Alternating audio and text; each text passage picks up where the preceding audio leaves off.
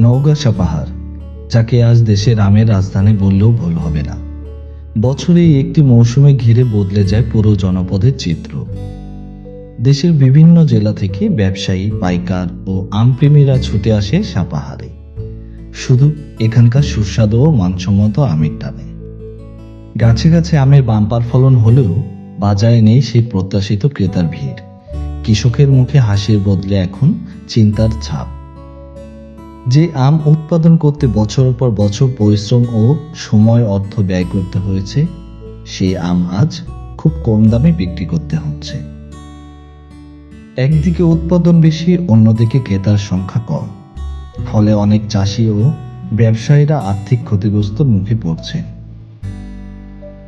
যে সাপাহারে একসময় আমের মৌসুম মানেই ছিল উৎসবের আমেজ, সেখানে আজ অনেক কৃষকের চোখে হতাশার ছায়া। কি আপনার চাষের আম? হ্যাঁ, আমার চাষের আম। কতটুকু আম আছে এখানে? এখানে আছে 10 মণ। 10 মণ। কি কি আম আছে এখানে? এখানে বারেপুর আছে, রূপালী আছে।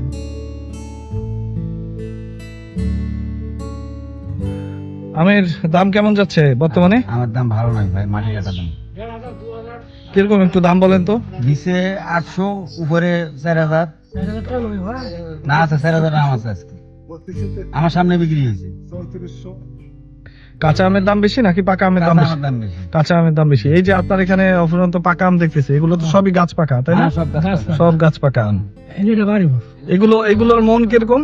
এলা মন বাবু না, ক্যারেট ভাই এটা বিক্রি হবে আচ্ছা, 250 300। ক্যারেট বাবু। 250 300। হ্যাঁ, 250 300 400। আচ্ছা, এক ক্যারেটে কত কেজি থাকে? এক ক্যারেটে 22 কেজি 25 কেজি। 22 কেজি 25 কেজির দাম মাত্র 200 250 200 250 টাকা। হ্যাঁ, এটা আমরুপালি। আমরুপালি।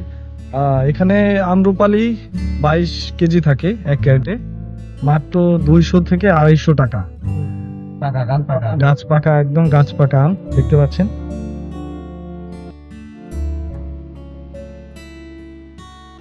বর্তমানে তো আপনাদের লসের উপরে আছেন আপনারা, না? বিষ করে উঠবে না বাগানে। এই যে লস হচ্ছে কেন, এটা কি কারণে লস হচ্ছে বলতে পারবেন? এটা বিষের আবহাওয়ার জন্য। বিষ বিষ। খারাপ দিছে। এটা আমার চেহারা কালো হয়ে গেছে, দাম পাচ্ছি না। যার কারণে হচ্ছে আপনারা আমের দাম এবার কমে গেছে এবছর। আমার দাম এবার কমে গেছে। আমার কোয়ালিটি ভালো না। আমার কোয়ালিটি যদি সুন্দর তো থাকতো, না মনে হয় না আরো 1.5 হাজার বেশি পাইতাম। এই কারণে, শুধু এই একটা কারণে হচ্ছে আপনার আমের দাম কমে গেছে, না? হ্যাঁ, এই বিষের জন্য আমার দাম কমছে। এগুলো দিছে কারা? আপনারা দিছেন নাকি অন্য কেউ এসে জি। দিছে? বিষ জি। বিষ আমরাই দিছি, দোকান থেকে কিনে নিয়ে এসেছি, ডিলার থেকে ডিলার থেকে।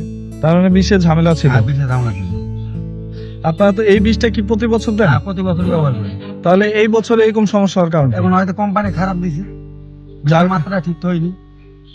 ওটা পানি মিশাল দিতে বেশি বেশি পানি মিশাল দেওয়ার কারণে আমটা নষ্ট হয়ে গেছে।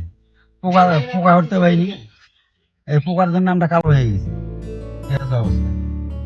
যার কারণে এই বছর এখন এই বছর যে অবস্থা, বাগান আর জমি এলাকা কি দিব, 20 এলাকা কি দিব, আমরা কি খাবো? আমার তো ঘর বাড়ি থেকে পেলে চলে যেতে হবে, এই 20 এলাকার কারণে।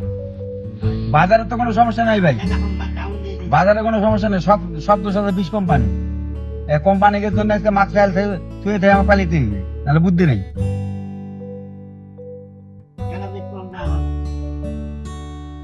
গত বছরে আম কিরকম দামে বিক্রি বছরে হয়েছে? আমরা বিক্রি করছি 3500 3600 4000 4500 এই আম বিক্রি করছি।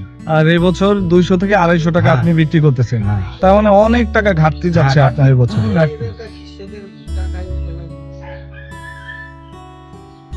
কৃষক বাঁচবে না ভাই, এবার কৃষক মরে যাবে। আমাদের মনে রাখতে হবে, এই আম শুধু একটি ফল নয়, এটি হাজার কৃষকের পরিবারের স্বপ্ন, পরিশ্রম ও জীবিকার প্রতীক। এখানে খাওয়া দাওয়া করার জন্য যে হোটেলগুলো পাবেন, এগুলো সবই ভ্রাম্যমাণ হোটেল। এরা সিজনাল বসে, সিজন শেষ হয়ে গেলে আবার তারা চলে যায়।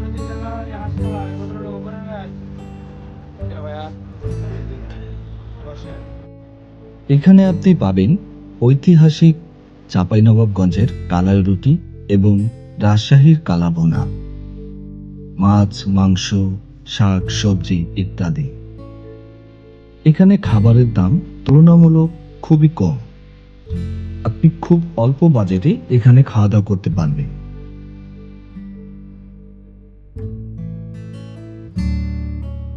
এখানে সব থেকে যে বড় সমস্যাটি সেটি হচ্ছে রাতে থাকার ব্যবস্থা। এখানে হাতে গোনা কয়েকটি হোটেল আছে, তার মধ্যে hotel century, hotel M Chowdhury, Dibardighi guest house. আপনি যদি একটু ভালো পরিবেশে থাকতে চান সেক্ষেত্রে আপনি হোটেল দিবারদিঘি গেস্ট হাউস এবং হোটেল এম চৌধুরীতে উঠতে পারেন। এখানকার পরিবেশ খুবই ভালো। যদি অল্প বাজেটে থাকতে চান সেক্ষেত্রে হোটেল সেঞ্চুরিতে থাকতে পারেন।